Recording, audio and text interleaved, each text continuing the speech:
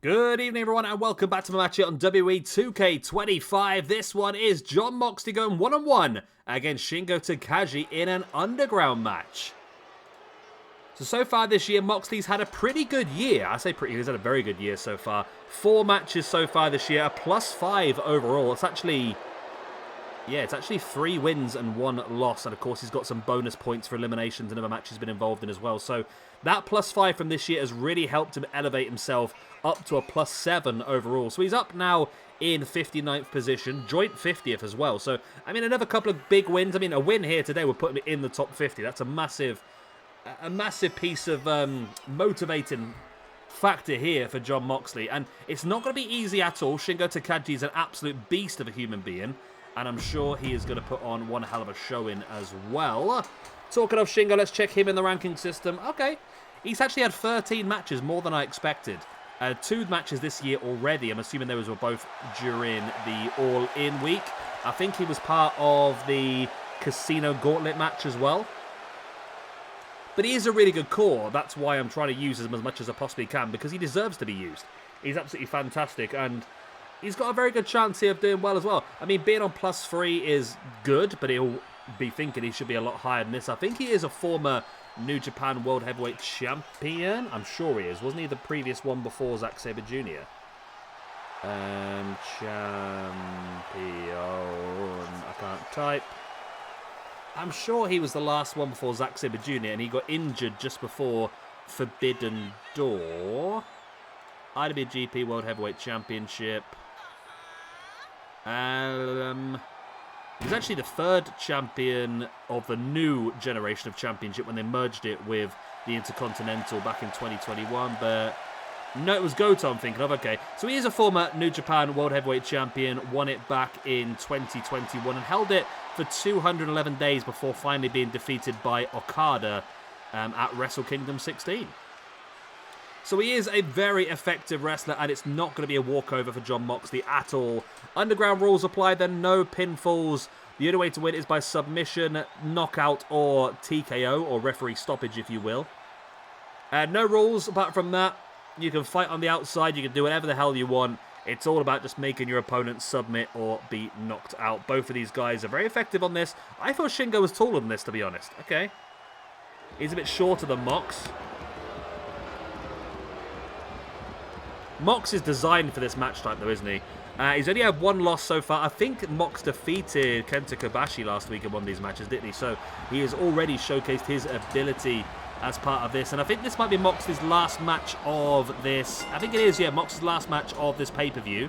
So it's a big chance for him to show what he can do. Same with Goto as well. We don't have anything else planned for Goto after this match as well. So it's big to really show what you can do. Not Goto. Shingo. I'm getting Goto mixed up. Goto's actually our next match. We'll see him later on today. We'll have the Ops, Will Hobbs, Samoa Joe and Shibata up against Chaos Strong Style, Okada, Ishii and Goto. That's going to be a really good match. Also later on today we've got a fatal 4-way elimination. The face of the faceless match. Mystico, Dralistico, Sinta, Diora and Sin Cara. We'll also have Mr. Iguana in one-on-one action against Orange Cassidy, freshly squeezed. And finally, the main event of the day, to really milk it as much as we can, Hulk Hogan goes up against Antonio Inoki. So big opportunities for a lot of people to showcase what they can do. And I promise next week I'm not going to be doing 5 matches a day.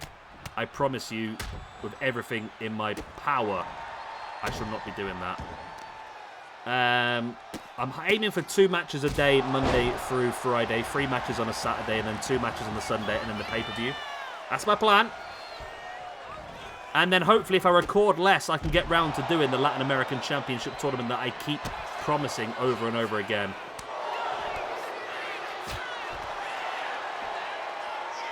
This match now does descend to the outside.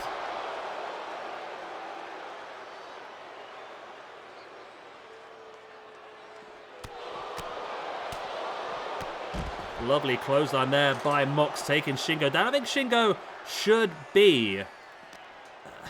he should be higher. I mean, both these guys should be higher. Mox at a +7 is very good for Mox.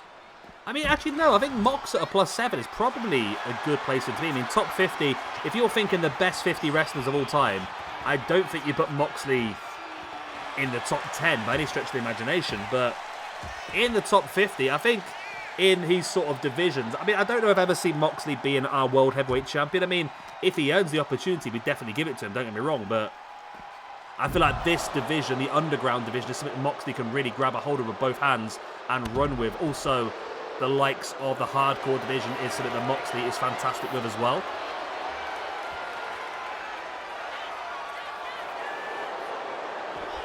So yeah, I think Mox at +7 is actually a pretty good number for him. But I mean, a win here puts him up to +8 and again into the top 50. And it's interesting, like I said, if we do a pay-per-view at some point, just going by the ranking system alone, which I think we very much should do. I mean, there's a triple threat. If Moxley wins this, moves up to +8.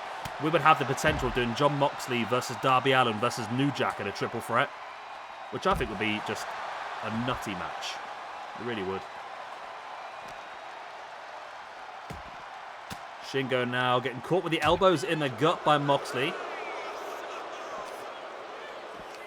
And Mox with the cutter.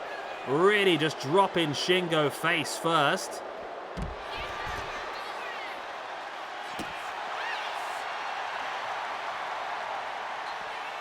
And Shingo now in control. Going to bring Mox back up to a standing base. He's avoided. Now there is the kicks in the legs by Mox before now taking Shingo up on the outside. Pile driver. Referee says continue on. There is more offense to be done.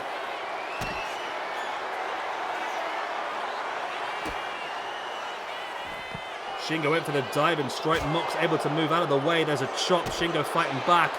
Boot right into the gut. And another one as well. Looking for the pump handle. No, up on the shoulders. Death Valley driver. Big maneuver. Referee says continue on. Mox sending Shingo right in to the barricade. Another big German suplex.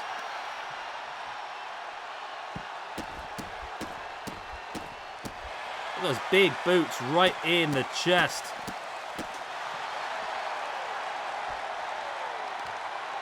Shingo gonna bring Mox back up. Mox is playing possum in with a dragon screw, wrenching back at the leg. And Mox does seem to be the one in control of this one. Shingo does put on some good offense every now and again, but Mox just seems to always turn it around and have that extra little bit, doesn't he?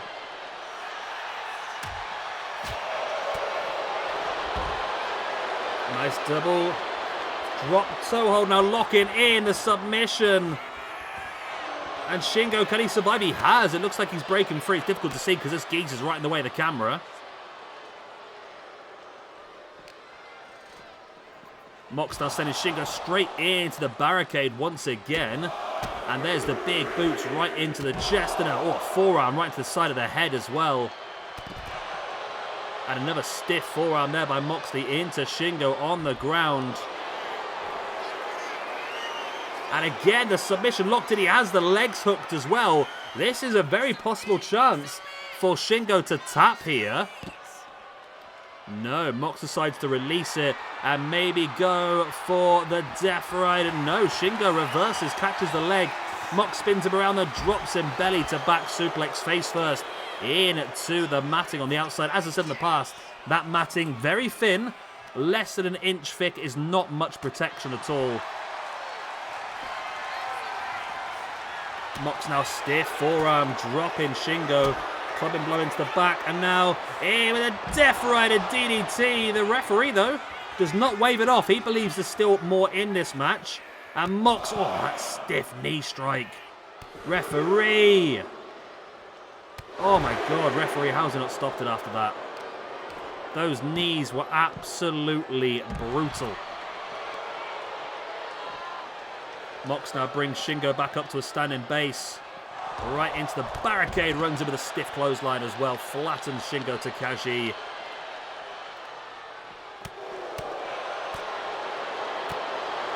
Real stiff, isn't it? And up with the Death Rider once again. The referee this time, he has waved it off. The match is done and dusted, and Moxley does continue his great vein of form this year. First of all, though, Shingo with 1 loss, 1 win so far in the year. That makes it now 2 losses, 1 win. He drops down to a +2. So still in the the plus situation, so still where he would want to be. And Moxley, with his third singles win of the year, moves up to a +8 overall. So that does now move him up into the top 50. He now joins the guys on +8 points. So that is that one there. Okay. So Mizawa, Jushin Thunder Liger, Chris Jericho, Walter, New Jack, Go Shiozaki, Darby Allin, MJF, Giant Baba, and Jon Moxley. They're all the guys currently on +8 in the ranking system. I mean, there was the Death Rider a little bit earlier on. That big double arm DDT. And then there was the second one. This was enough to finish the match off. And Moxley is victorious then. Great year for Moxley, as I said. Moved up to a +6 for the year. 2025 has definitely been a breakout year for Moxley. And definitely one where we are going to have to start considering him for, I mean, this championship. We spoke about potentially Minoru Suzuki going after the championship against Razor. Maybe we need to do a Jon Moxley versus Suzuki #1 contendership match. Maybe I need to stop suggesting and adding more matches to an already bloated fucking schedule. Hey ho, we've got 4 more matches left today. Talking of bloated schedules, I shall see you again very soon for the Ops. Will Hobbs, Samoa Joe, and Katsuyori Shibata up against Chaos Strong Style, Okada, Ishii, and Goto. Good night.